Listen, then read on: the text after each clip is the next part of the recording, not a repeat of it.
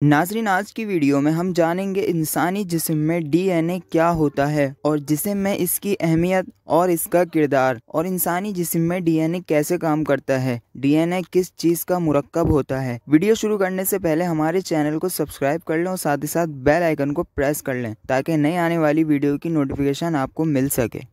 नाज़रीन, डीएनए, जिसको full form में डीऑक्सीरिबोन्यूक्लिक एसिड कहा जाता है, ये एक नामियाती यानी कुदरती केमिकल होता है। इस केमिकल को इंसानी जेनेटिक्स और प्रोटीन की अफजाइश और तरकीब की मुकम्मल इंफॉर्मेशन होती है। ये हर जानदार की ज़्यादातर खलियों में पाया जाता है। डीएनए एक मुकम्मल रिप्रोडक्शन यानी पैदाइश के अमल में भी बहुत ज़रूरी और अहम किरदार अदा करता है, जो कि वालिदैन के ज़रिए मुंतकिल होते हैं।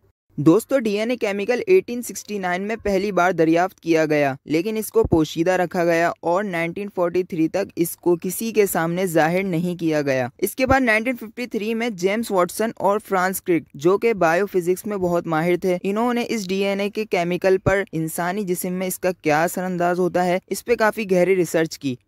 एक सवाल जरूर पैदा होता है कि डीएनए किस चीज का मुरक्कब है, यानी इसमें कौन कौन से केमिकल होते हैं। तो ये न्यूक्लियोटाइड से बना होता है और इस न्यूक्लियोटाइड्स में दो पार्ट्स यानी दो अज्जा होते हैं। नंबर एक रीढ़ की हड्डी और दूसरा अज्जा नाइट्रोजनस बेस। जेनेटिक्स कोड्स इन्हीं अड्डों के मुख्तलिफ इंतजामात के जरिए एक दूसरे से मिलकर तश्कील दे पाते हैं।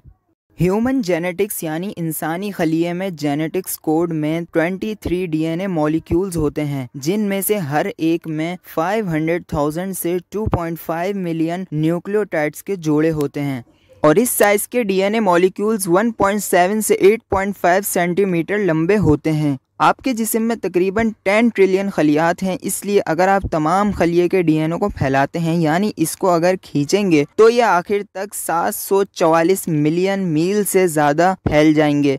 लिहाजा अगर आपका डीएनए मुकम्मल फैलेगा तो चांद से तकरीबन 1500 मरतबा पीछे वापस आ सकता है, और इसी तरह दुनिया से सूरज का जो फासला है वो तकरीबन 9,23,01,904 माइल्स है।